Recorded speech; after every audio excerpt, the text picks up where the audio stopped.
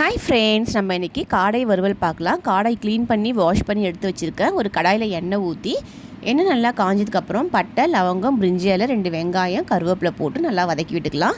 இதெல்லாம் நல்லா வதங்கினதுக்கப்புறம் 1 ஸ்பூன் இஞ்சி பூண்டு பேஸ்ட், 2 தக்காளி குட்டி குட்டியாக கட் பண்ணி வச்சுருக்கேன், 2 தக்காளியும் போட்டு நல்லா வதக்கி விட்டுக்கலாம்.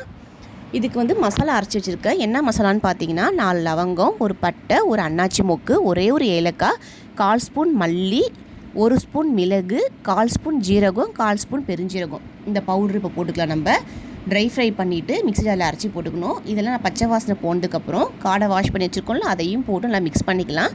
தேவையான அளவுக்கு தனி மிளகாய் பொடி போட்டுக்கலாம், உப்பு போட்டுக்கலாம்.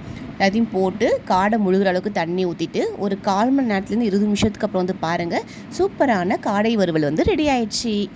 இது கிள்ளி போட்ட சாம்பாருக்கு தொட்டு சாப்பிட்டிங்கன்னா அவ்வளோ டேஸ்ட்டாக இருக்கும்.